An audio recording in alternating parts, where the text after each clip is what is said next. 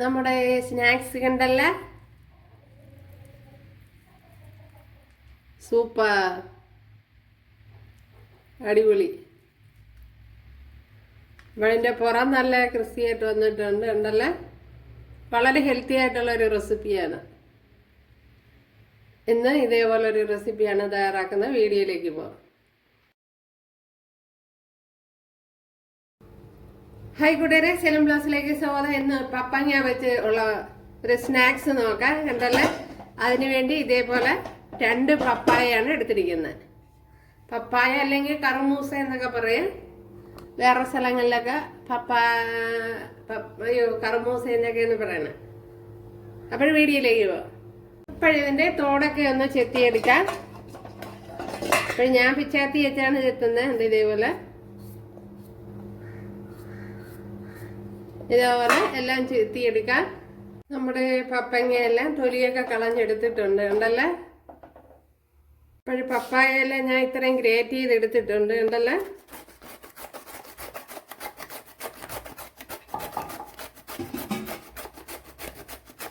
അപ്പോഴൊരു അവരവരെ ഇഷ്ടമുള്ള ഗ്രേറ്റർ എടുത്താൽ മതി. ഗ്രേറ്റർ ഇട്ട് ഗ്രേറ്റ് ചെയ്തെടുക്കുക. അപ്പോഴിതേപോലെ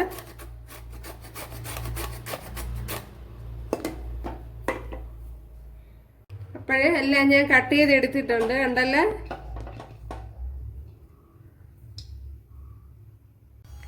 ഇവിടെ 1 ടേബിൾ സ്പൂൺ ഓയിൽ ചേർത്ത് കൊടുത്തിട്ടുണ്ട്. അതിലേക്ക് കടുക് ഇട്ട് കൊടുത്തിട്ടുണ്ട്. ഇതിലേക്ക് ഇനി 2 വറ്റൽമുളക് ഇതേപോലെ കട്ട് ചെയ്ത് ചേർത്ത് കൊടുക്കാം.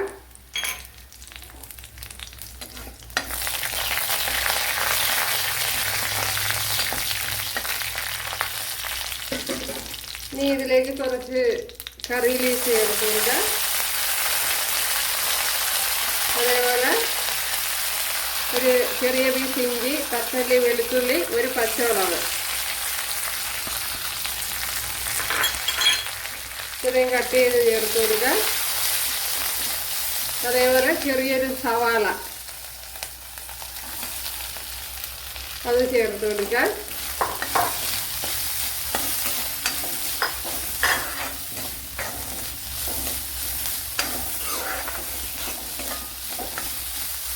പിന്നെ ഇതിലേക്ക് ചെറിയൊരു തക്കാളിപ്പഴവും കൂടെ കട്ട് ചെയ്ത് ചേർത്ത് കൊടുത്തിട്ടുണ്ട്.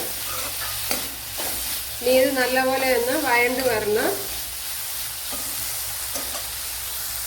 ഇനി ഇതിലേക്ക് 1 table spoon pepper powder,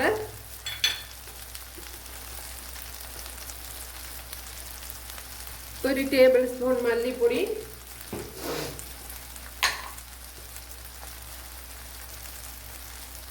1 teaspoon എരിവുള്ള മുളക് പൊടി. കാശ്മീരി മുളക് പൊടി ഉള്ളവർക്ക് അത് ഉപയോഗിക്കാം. അപ്പം എൻ്റെ കയ്യിൽ അതില്ല, തീർന്നുപോയി. എന്താണ്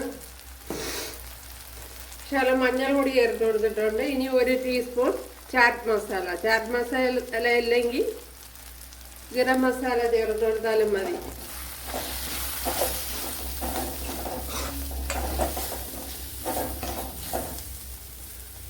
ഇനി ഇതിലേക്ക് നമ്മുടെ ഈ പപ്പങ്ങയെല്ലാം ചേർത്ത് കൊടുക്കുക. അതേപോലെ ആവശ്യത്തിനുള്ള ഉപ്പ് കൂടി ചേർത്ത് കൊടുക്കുക.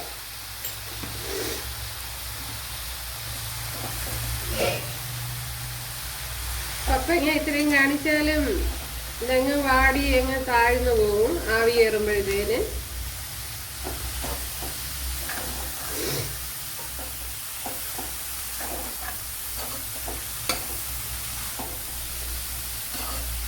മസാലയെല്ലാം എല്ലായിടവും ഒന്ന് ആക്കിയെടുക്കണം.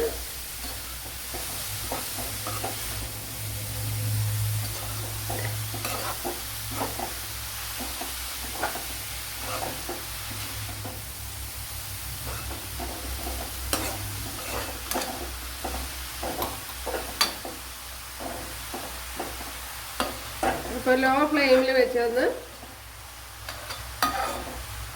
വേവിച്ചെടുക്കാം. വെള്ളം ആവശ്യമാണെങ്കിൽ ശകലം ചേർത്ത് കൊടുക്കുക. 1 ടേബിൾ സ്പൂണോ അല്ല. ഇവിടെ ഒന്ന് അടച്ചു കൊടുത്തിട്ടുണ്ട്.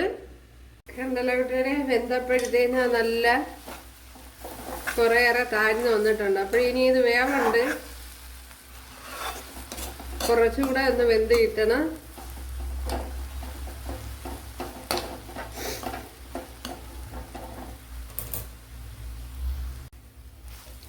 നമ്മുടെ പപ്പായ ഇവിടെ വെന്തിട്ടുണ്ട് കണ്ടല്ലേ. ഇത് തന്നെ മതി. ഇതിലേക്ക് 1 ഗ്ലാസ് റവ മാവ് എടുത്തിട്ടുണ്ട്. റവയാണ്, സൂചി. അപ്പോഴത് ഞാൻ കുറച്ച് മുമ്പേ കുറച്ച് വെള്ളം ഒഴിച്ചൊന്ന് കുതിർത്തെടുത്തിട്ടുണ്ട്. ഇതിലേക്ക് ഇനി കുറച്ച് ബ്രെഡ് പൊടിച്ചതുകൂടെ ചേർത്ത് കൊടുക്കാം. ചേർത്ത് കൊടുത്ത് നല്ലപോലെ ഒന്ന് കുഴച്ചെടുക്കണം. ഇച്ചിരി ചൂടുണ്ട്.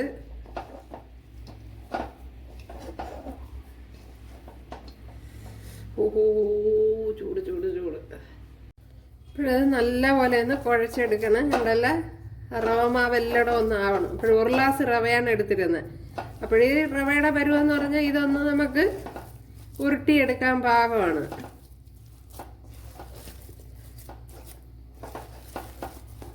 അതാണ് റവയുടെ പരുവെന്ന് പറയുന്നത്.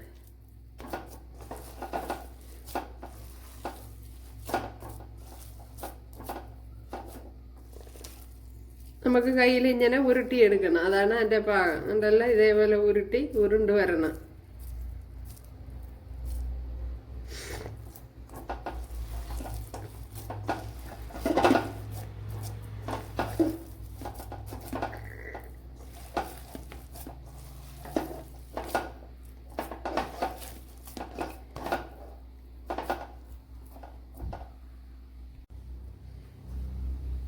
ശകലം ഓയിൽ കയ്യിൽ പുരട്ടിയിട്ട് ഇതുപോലെ എടുക്കുക. ഇങ്ങനെ ഉരുട്ടിയെടുക്കുക.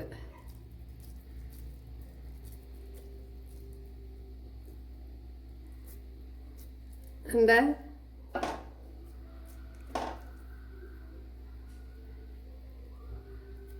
പിന്നെ ഒരുപാട് ലൂസായിട്ട് തോന്നണമെങ്കിൽ ശകലം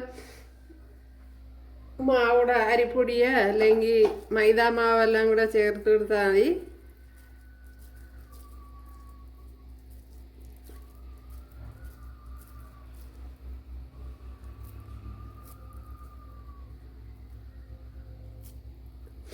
ഇതേപോലെ എല്ലാം പരത്തിയെടുക്കാം.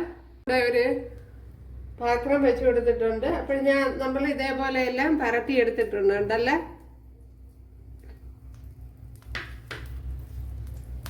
ഇവിടെ മുട്ടയുടെ എടുത്തിട്ടുണ്ട്, അതിൽ മുക്കുക.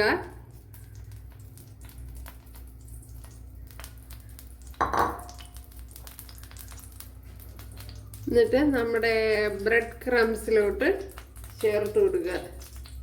എനിക്കിപ്പോൾ ഈ കളർ ബ്രെഡാണ് കിട്ടിയത്. അപ്പോൾ സാധാരണ നമ്മളെ നാടൻ ബ്രെഡായാലും മതി. ഇതിലേക്ക് ഇതേപോലെ വെച്ച് കൊടുക്കുക. അതേപോലെ ഇതും ഇങ്ങനെ. ഞാനിപ്പോൾ 2 മുട്ടയാണ് എടുത്തിരിക്കുന്നത്.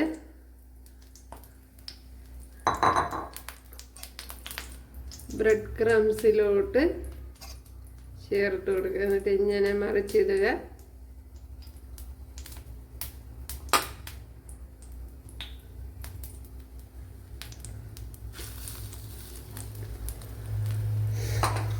അപ്പോഴടുത്ത് എല്ലാം ഇതേപോലെ തന്നെ കണ്ടല്ല.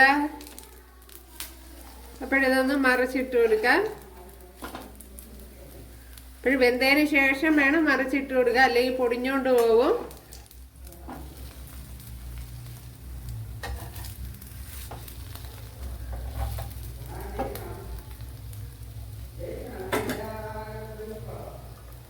നമ്മുടെ റെസിപ്പി കണ്ടല്ല ഇവിടെ റെഡി ആയിട്ടുണ്ട്.